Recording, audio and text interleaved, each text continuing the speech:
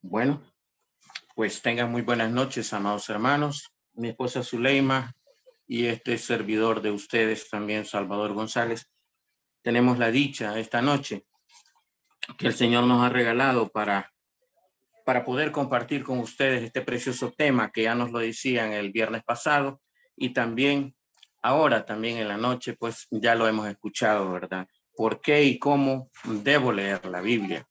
Antes de entrar en materia, amados hermanos, decirles que hay una lista que nuestros hermanitos van a poner ahí de las citas bíblicas.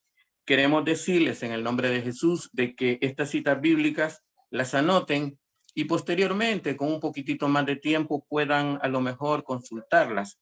De acuerdo a nuestro ensayo con mi esposa, pues hemos visto que el tiempo nos apremia bastante. Entonces, vamos a leerlo y muy poco vamos a frecuentar nuestra Biblia. Pues ahí están las citas bíblicas. Sí, las voy a ir comentando, pero no las vamos a buscar de momento, ¿verdad?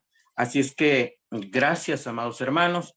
Aquí estamos para servirle al Señor y a todos ustedes. Qué lindo el Señor esta noche nos dice por qué y cómo debo leer la Biblia.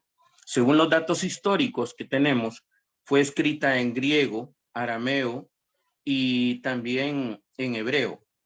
Consta de 73 libros y se divide en dos partes. Antiguo Testamento con 46 libros y Nuevo Testamento con 27 libros. Fue conocida también como la Torá.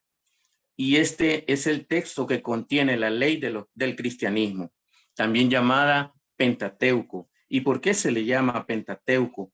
Porque ha sido basada precisamente en los 5 primeros libros de nuestra Biblia: Génesis, Éxodo, Levítico, Números y Deuteronomio. Y esta es la misma ley que escribió Moisés, era la ley que él tenía.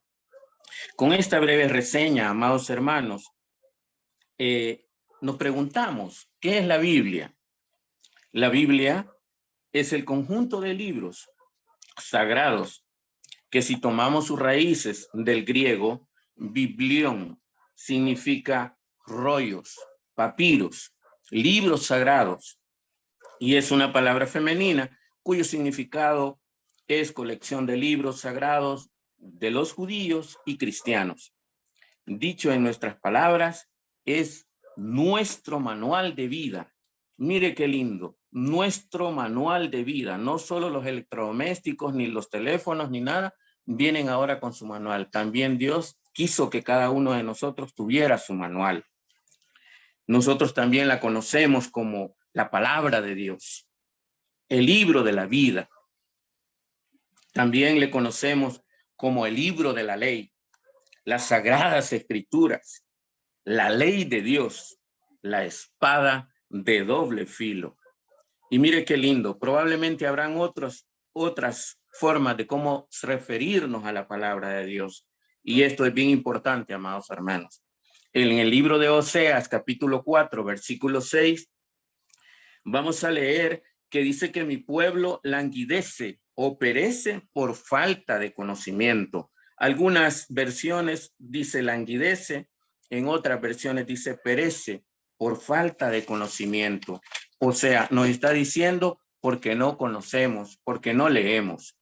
Aquí en nuestra amada comunidad, cuando hicimos nuestro retiro, fuimos a un encuentro con Jesús y nos regalaron la Biblia. Mire qué lindo. 32 años habían pasado de mi vida para recibir por primera vez mi Biblia. Y como parte del desarrollo hubo un momento en que hermanitos con mucho amor me anduvieron enseñando para poder usarla, para poder buscar citas bíblicas. Ese es el amor de nuestra amada comunidad. Y es precioso porque Dios desde ese momento se vino para nuestra casa. Dios se vino porque la palabra de Dios es viva y es vida y es eficaz. Y entonces desde ese momento vino a morar con nosotros. Yo me preguntaría, ¿qué pasaría si Dios en este momento le tocara la puerta y le dijera, hermano, aquí estoy, soy Jesús, el Hijo de Dios, y quiero hablar contigo. Yo creo que quizás me desmayo personalmente. Y sin embargo, les digo que sería mucho gozo también. Después del desmayo, me daría un gran gozo saber que Cristo Jesús está en mi vida. Pues a través de su palabra, ahí la tenemos, amados hermanos. Y como decíamos al principio, es el libro sagrado. En el libro segunda de Timoteo 3:16, dice que la Biblia es la palabra inspirada por Dios y es viva y eficaz. Y eso donde dice que es viva y eficaz, nos lo confirma Hebreos 4:12.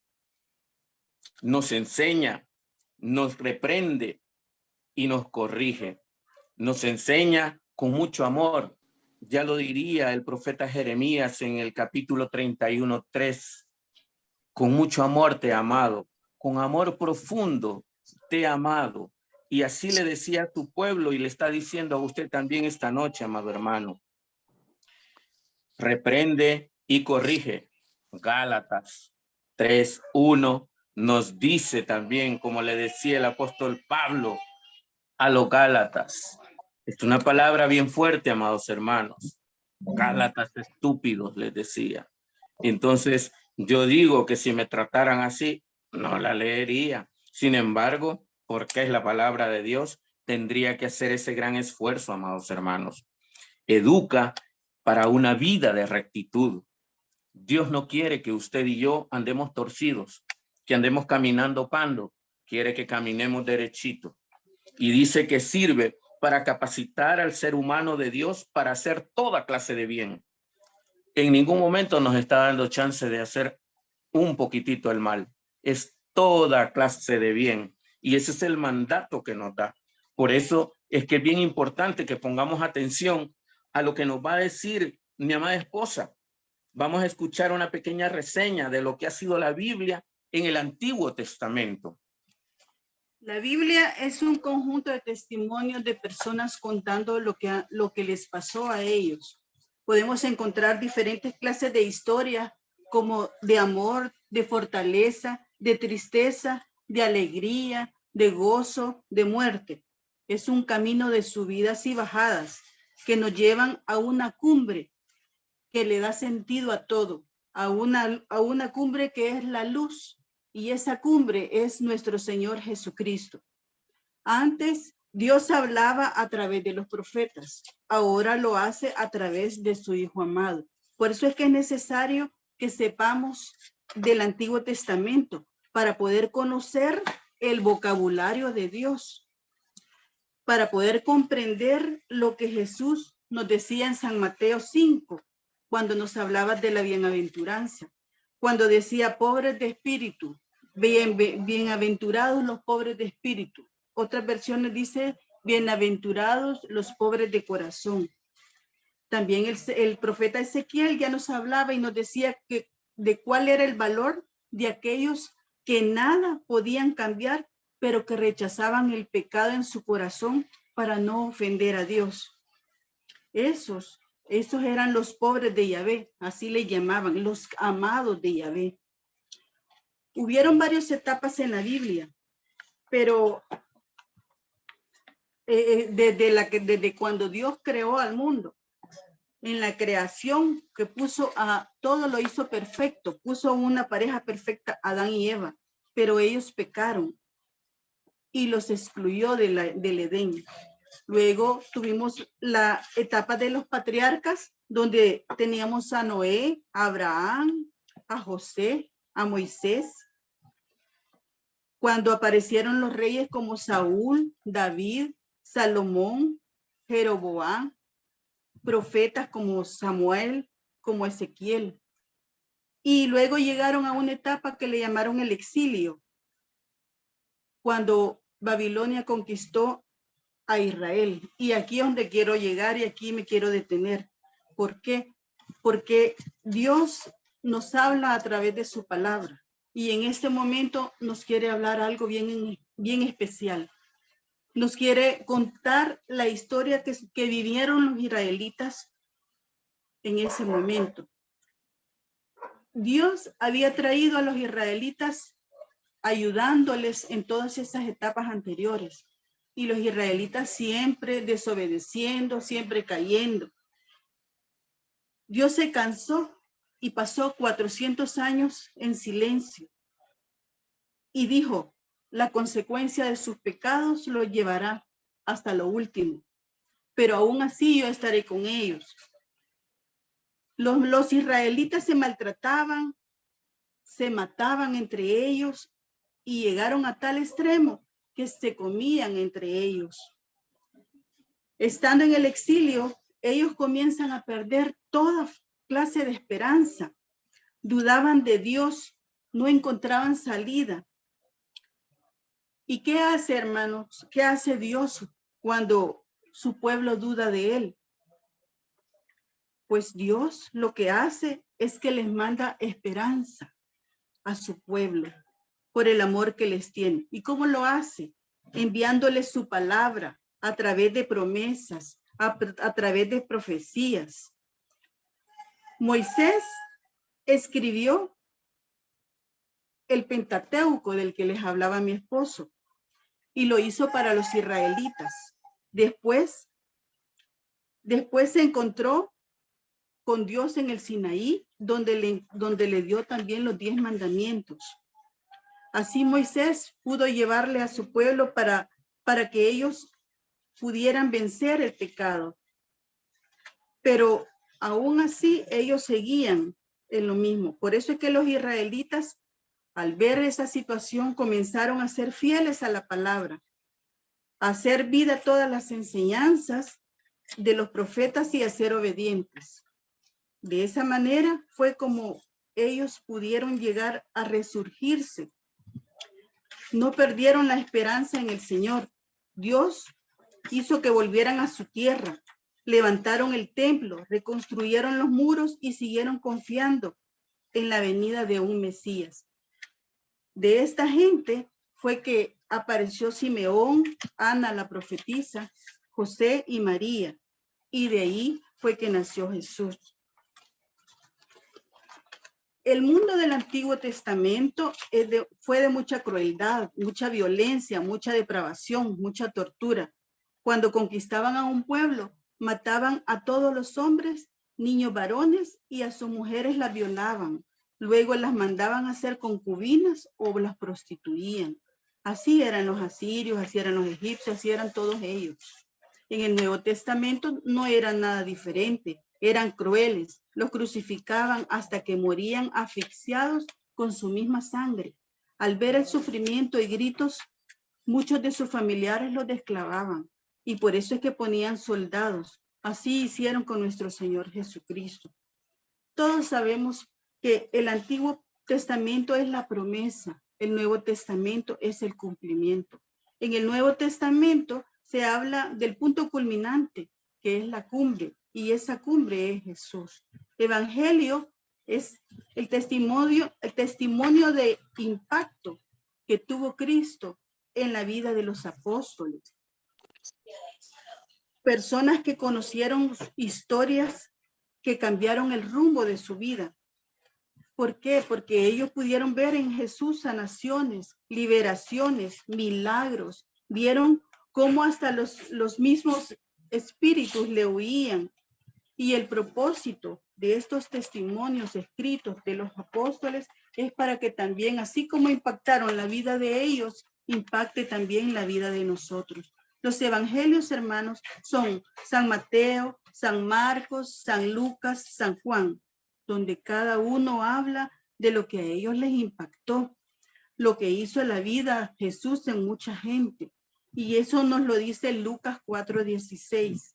El Espíritu de Dios está sobre mí, porque me ha consagrado para llevar las buenas noticias a los pobres, dar libertad a los cautivos, vista a los ciegos, libertad a los oprimidos, anunciar el año favorable del Señor.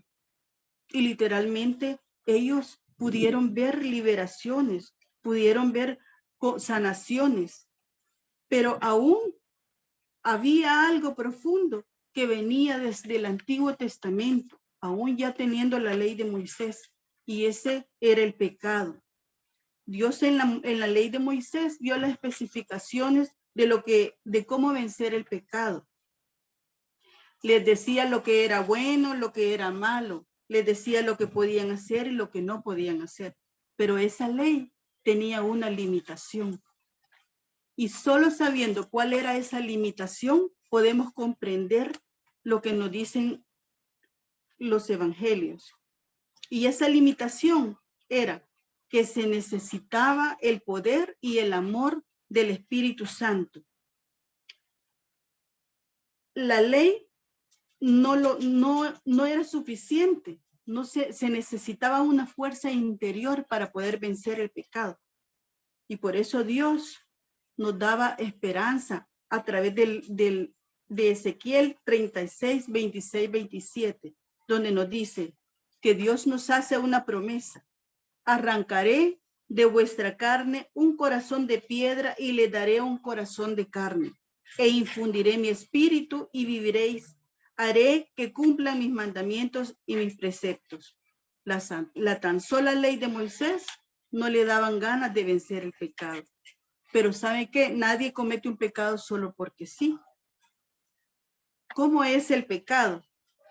Mire, por poner un ejemplo, el pecado es un pedazo de pastel relleno de chocolate con almendras, rico, o con ricas frutas apetitosas. Así es el pecado, que aunque tenga veneno por dentro, tú lo prefieres. ¿Por qué?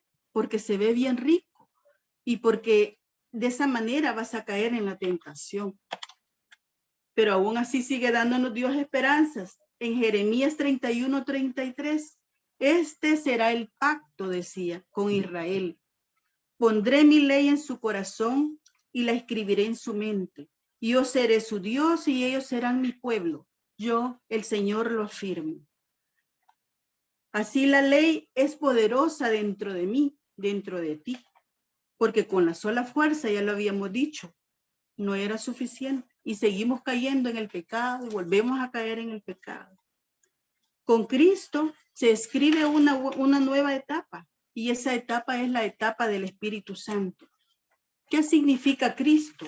Cristo viene del griego Christos, que significa el ungido. O sea, Jesús Cristo, el ungido por el Espíritu Santo. Por eso es que él sanaba, expulsaba demonios por medio del Espíritu Santo. ¿Y saben qué es lo lindo de todo eso? Que Jesús le ruega y le ora a su Padre y trae a nosotros ese poder del Espíritu Santo. Y eso es lo que celebramos en Pentecostés. Pedro le dice a la gente que Cristo murió y resucitó y subió a la diestra del Padre para que desde allí nos enviara la fuerza de su Espíritu. Y solo así venceríamos el pecado. Dijo, les enviaré el Paráclito para que la obra sea completa. Porque cuando Jesús estuvo entre nosotros, se dio cuenta que él no podía estar con uno, con otro y con otro. Cuando él no estaba, no podían sanar. Por eso es que Jesús supo que necesitábamos un 724 de Jesús dentro de nosotros, su espíritu dentro de nosotros. Entonces, ¿qué podemos decir? Que el evangelio es el comienzo de la victoria definitiva sobre el pecado. También podemos decir que el evangelio es el reino de Dios, o sea, Dios reinando, venciendo el pecado. Y eso lo vamos a lograr ¿cómo? Ya dijimos que con la ley de Moisés y con la donación del Espíritu Santo. La palabra de Dios, en la palabra de Dios encontramos personas de corazón limpio y puro como la Virgen María, pero también de corazones malos como el de Barrabás y como el de los fariseos. Pero ¿saben qué? Que Dios no tenía distinciones, no tiene distinciones, porque para él da el sol para los buenos y para los malos. Pero ¿saben qué? Nosotros podemos ver que la Biblia tiene un Antiguo y un Nuevo Testamento, pero no se termina ahí la Biblia. ¿Por qué? Porque Dios tiene el libro de la vida y nosotros somos la continuación de esas personas. Nosotros continuamos la siguiente etapa, hermanos. El Señor nos está anotando todo lo que nosotros seguimos haciendo. Y ahora yo pregunto, ¿qué hay de diferencia de aquel tiempo con el que estamos ahora? Si estamos hechos del mismo barro de ellos y cometemos los mismos pecados, ¿acaso aquí no hay guerras, violencia entre las familias, gente matándose, delincuencia, robos, engaños, infidelidades, violaciones, muertes? Todo eso lo encontramos aquí. Entonces, cualquiera puede preguntarse, bueno, y si ya tenemos la ley y ya tenemos el Espíritu, ¿por qué seguimos pecando entonces? ¿Saben por qué seguimos pecando? Porque nosotros no queremos poner nuestra voluntad. Eso es lo que sucede. Porque hay una diferencia entre aceptar a Cristo y necesitar a Cristo. Y nosotros hemos aceptado a Cristo. Pero necesitar a Cristo es querer hacer las cosas bien, es buscarlo a Él, agradarlo, no ofenderlo. Eso es necesitar a Cristo. Y el pecado podrá ser la torta más rica, más deliciosa. Pero si nosotros decimos no quiero, no lo vamos a hacer.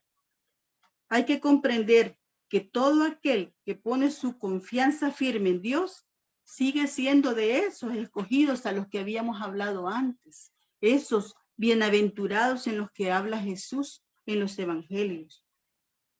La palabra en Salmo 119 dice, la palabra de Dios nos da vida si confiamos en Él. Dichoso el que camina con una vida intachable y busca la ley del Señor. Es dichoso aquel que guarda sus preceptos y que lo busca de todo corazón. ¿Por qué? Porque su palabra es eterna.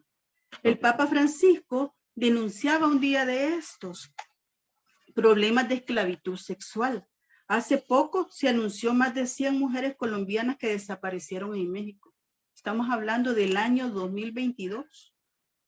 Otros encuentran guerras, luchas de poderes, jóvenes matándose entre ellos en las escuelas con sus compañeros, niños violados por sus propios padres o con sus familiares cercanos, violencia intrafamiliar.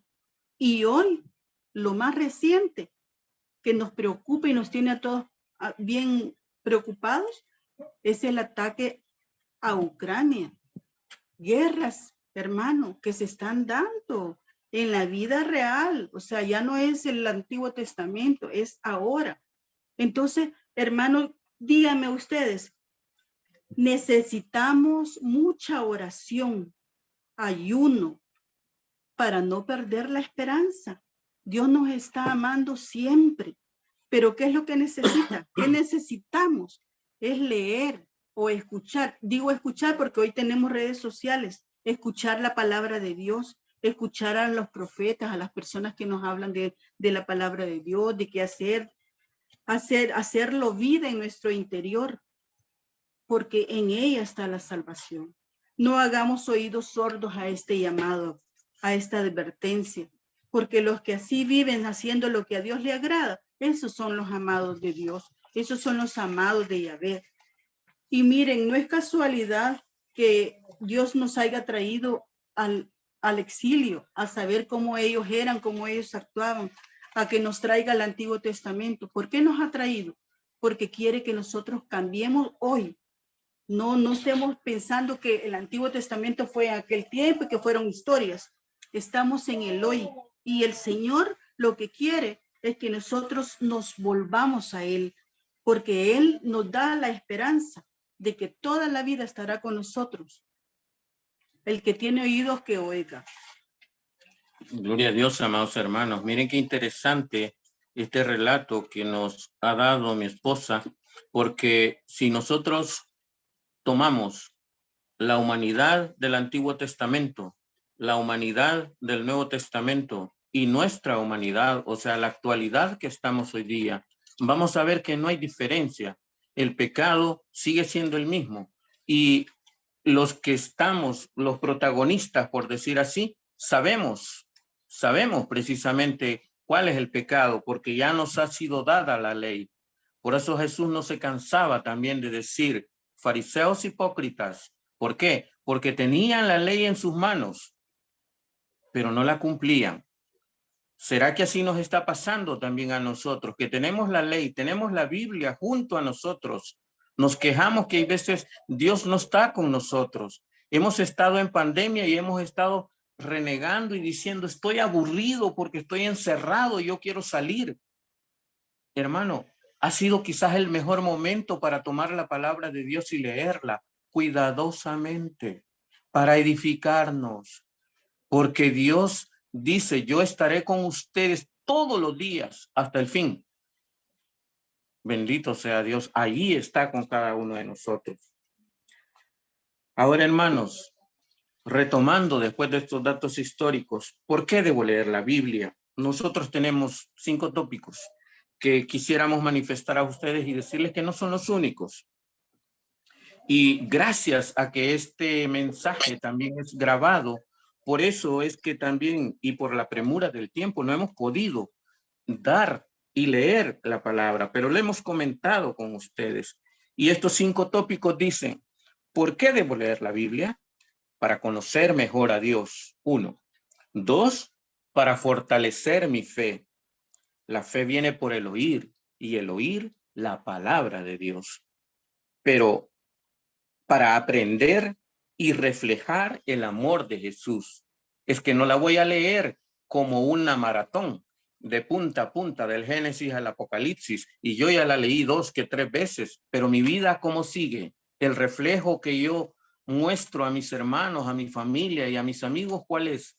El mismo en mi matrimonio, soy el mismo malcriado, soy el mismo desamorado, el mismo que trata mal a mis hijos, etcétera. Entonces no ha cambiado nada, amados hermanos, para aprender a reflejar el amor de Dios, para estar firmes a los ataques del enemigo.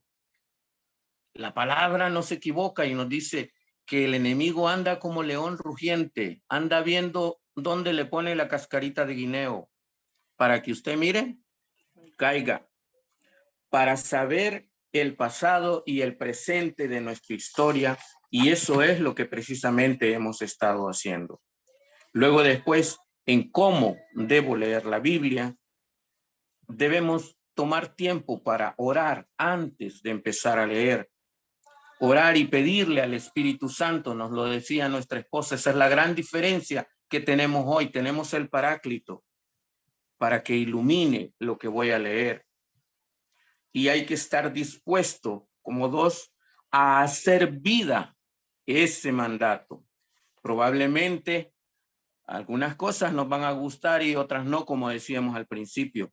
El padre Bianchi decía en una de sus homilías que por pequeño que sea un versículo, pero si usted y yo, amado hermano, lo hacemos vida, estamos haciendo una gran bendición, estamos adquiriendo una gran bendición. Y recordemos que el versículo, por pequeño que sea, que leamos hoy nuestra condición será una, mañana será otra, y nos podrá decir cosas totalmente distintas. Pero ¿sabe qué? Dios, a través de su Hijo Jesucristo, nos dijo, Jesús es el mismo ayer, hoy y siempre. Su palabra es la misma ayer, hoy y siempre. Cielo y tierra pasarán, mis palabras no pasarán. Por eso les digo que aunque nosotros digamos o alguien de ustedes podrá decir, pero esto está aburrido, hermano, pero mire, a mí ya me habían hablado de la Biblia. Si eso es cuando fui a hacer retiro, nos dieron toda una charla de eso. Bueno, ya lo decía mi esposa, Dios sabe por qué lo ha puesto a estas alturas también, amados hermanos, y solamente pongámonos a pensar en eso. El Señor dice de que en el principio nos dieron a nosotros a beber lechita de acuerdo a cómo estábamos cada uno de nosotros. y fue una situación bien leve. Hoy el Señor quiere que nos den carnita, quiere que nos den papita, algo que sea un poco más sólido, algo más profundo, algo más espiritual, algo que podamos digerir también, porque ya estamos creciditos. También aceptando lo que Dios me dice, ya sea, como lo he dicho, me guste o no me guste, leerla con amor, amados hermanos, leerla con amor porque no es competencia. Ya les decía yo, no es que yo ya la leí 1, 2 y 3 veces, pero si mi vida no cambia, si sigo siendo el mismo malcriado, el mismo orgulloso, el mismo desamorado, el mismo infiel, amado hermano, yo la puedo leer 20 veces. Hay veces la guardamos en el vidrio delantero del carro o atrás. Póngase a pensar que ese Dios al que usted está poniendo a solearse ahí, porque esa es vida. Ese no es solo un libro y usted ahí lo anda azuleando en el carro que después con el tiempo se le va a deteriorar. Téngalo en su casa. A lo mejor un hermanito nos decía en nuestra comunidad, debe haber un altar, un lugar en donde ponerla. Yo ahora entiendo, amados hermanos. ¿Por qué? Porque dice que es el libro sagrado y las cosas sagradas, amados hermanos, se tratan con la debida premura. Así es que ese es un pequeño sagrario.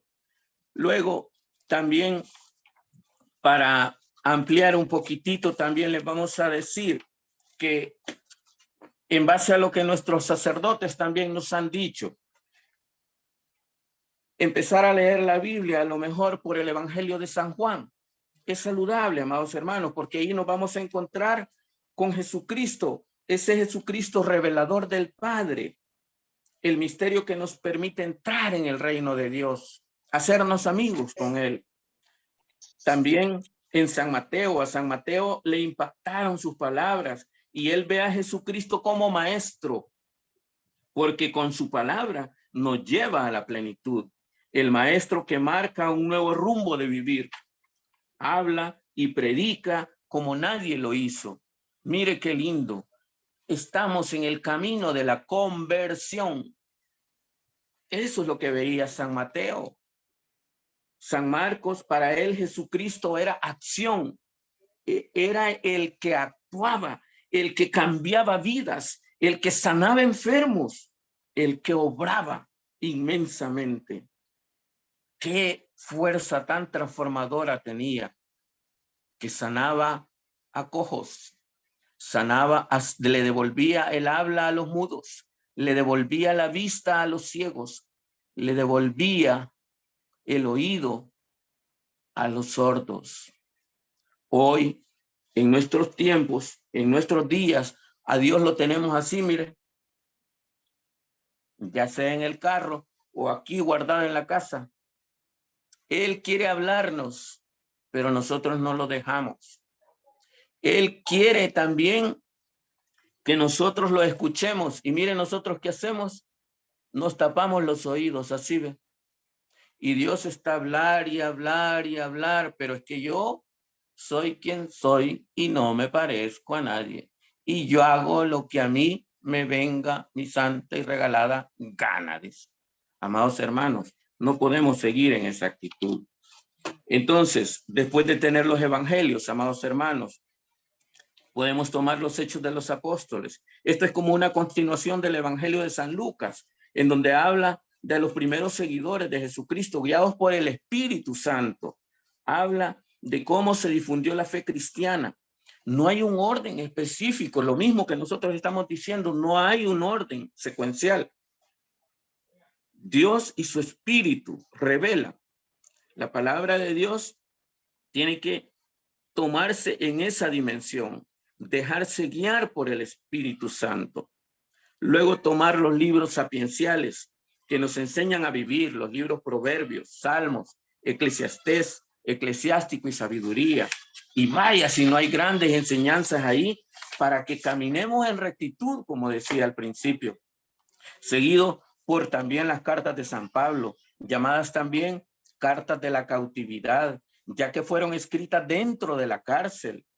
Imagínense, dentro de la cárcel el apóstol Pablo, por eso yo decía al principio o hace un momento, que cuando estamos encerrados y nos desesperamos y no hay lo que hacer, lea la palabra, deje que Dios le hable. Y eso es lo que usted va a hacer. Dice que el apóstol Pablo decía, yo estoy encadenado, pero la palabra de Dios no. Y comenzó a escribir para las iglesias y comenzó a escribir para usted y para mí. Y esto, si lo queremos confirmar, está en segunda de Timoteo, capítulo 2, versículo 9. Desde Romanos hasta segunda de Tesalonicenses nos escribe a las iglesias, y Timoteo y Filemón a las personas prácticamente conocidas también como cartas pastorales. Luego tomar el libro de los Hebreos, que es una disertación o sermón dirigida a los cristianos que por la impopularidad o opacación han querido abandonar la fe. En aquella época ya habían personas queriendo abandonar la fe. Hoy día ni me pregunten, amados hermanos. Habrán muchos que quieren abandonar la fe.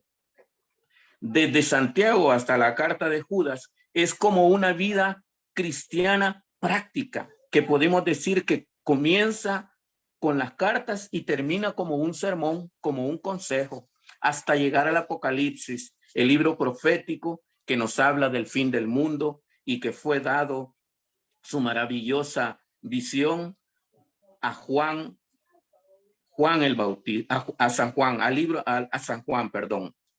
Luego debemos de seguir con los libros que continúan del Antiguo Testamento. Amados hermanos, lo que hemos transmitido ahora es bien importante. Usted si siente que hay algo que no ha entendido, amados hermanos, pídale a alguien aquí en nuestra comunidad de grande, alguien que le enseñe. Y si no entiende, no se sienta triste por eso. Fíjese que en el libro de los Hechos, capítulo 8, versículos del 30 al 32, nos habla de un personaje, Felipe, aquel que cuando iban a hacer la multiplicación de los panes estaba con Jesús y haciendo las cuentas. Ese Felipe oye que hay un etíope en un carro leyendo y se le acerca y le dice, ¿entiende usted lo que está leyendo? ¿Y cómo lo voy a entender? Le dice el etíope, si no hay nadie que me lo explique. Entonces Felipe se acercó. Es que yo no sé, aquí le dijo, si este que van a matar es el profeta o es del que está hablando, que era Jesús en ese momento, que era la pasión de Jesús, prácticamente lo que le pasa a él. Felipe, conocedor, se sentó a la par de él y le empezó a explicar, dice, mire qué lindo ese gesto. Luego tan maravillado estaba el etíope que se fueron para su casa y dice el relato que toda la casa se convirtió al Señor, dice. Mire qué lindo. Así es que como decía mi esposa, todos tenemos una cadena. Ojalá y sea una y no sean muchas cadenas. Pero el libro de San Juan, en el capítulo 8, versículo 31, nos dice, la verdad nos hará libres. ¿Y libres de qué?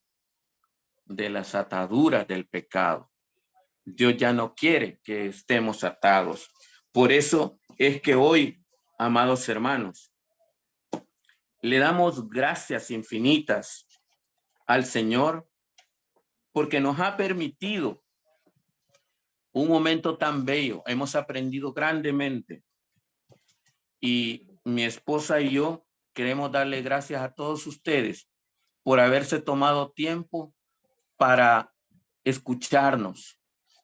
Esperamos, amados hermanos, que aunque ustedes han notado que hemos ido corriendo, no hay problema, porque esta charla está siendo grabada y usted la puede oír todas las veces que usted quiera. Esa es la bendición que tenemos hoy.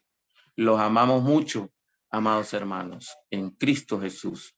Vamos para continuar, pedirle a nuestro amado hermano Marito Ruiz, porque como hemos hablado tanto, hay veces como que parece aburrido, pero la música viene a llegar al oído y a nuestro corazón.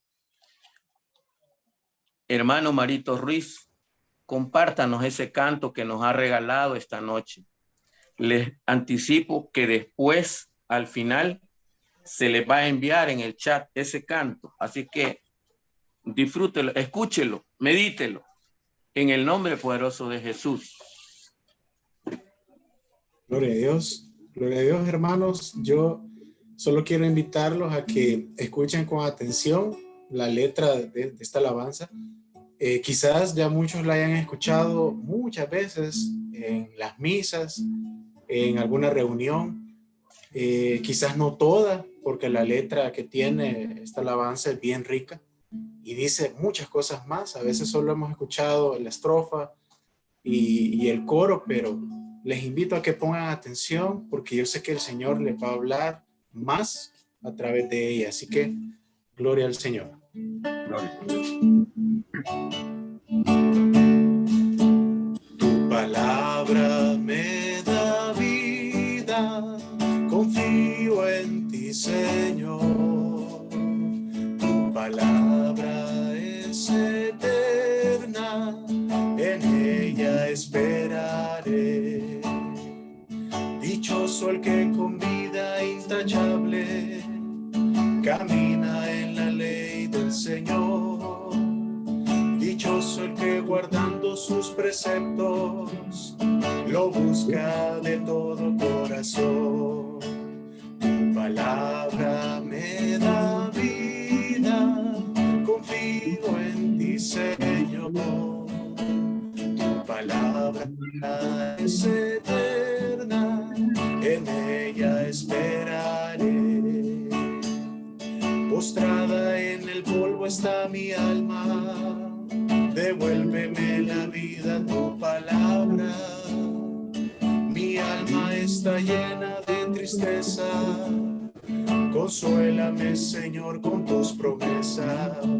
Tu palabra me da vida, confío en ti, Señor. Tu palabra es eterna, en ella esperaré. Escogí el camino verdadero y he tenido presente tus decretos. Correré por el camino del Señor cuando me hayas ensanchado el corazón. Tu palabra me da vida, confío en ti, Señor. Tu palabra es eterna, en ella esperaré. Este es mi consuelo en la tristeza, sentir que tu palabra me da vida. Por las noches me acuerdo de tu nombre, recorriendo tu camino dame vida. Tu palabra me da vida, confío en ti, Señor. Tu palabra es eterna, en ella esperaré. Repleta está la tierra de tu gracia, enséñame, Señor, tus decretos.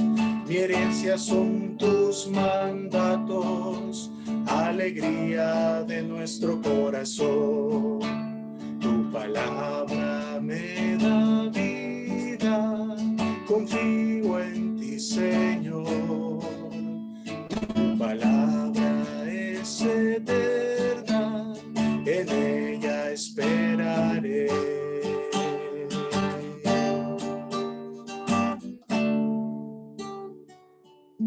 Gloria a Dios, hermanitos. Dios les bendiga. Gloria a Dios. Muchísimas gracias, amado Marito. Que Dios lo bendiga. Igualmente, hermanos. Bueno, gloria a Dios, ¿verdad? Salvador y Zuli, que el Señor les bendiga grandemente y que la palabra de Dios, que es eterna, siempre les acompañe y llene sus corazones. Y pues gracias, ¿verdad? Por traer ese pan, de verdad, que tanto necesitan nuestros corazones, nuestras vidas. Así es que Dios les bendiga y a sus familias también. Un abrazo. Muchísimas gracias. Gloria a Dios. Un fuerte Gloria a abrazo. Dios. Gloria a Dios. Bueno, no sé, Padre Ramiro, si quiere decirnos algo, agregar algo, y luego algún hermano, si tiene algún comentario, alguna pregunta, pues ahorita tenemos un espacio ahí chiquitito. Ok, muchísimas gracias. Quizás de todo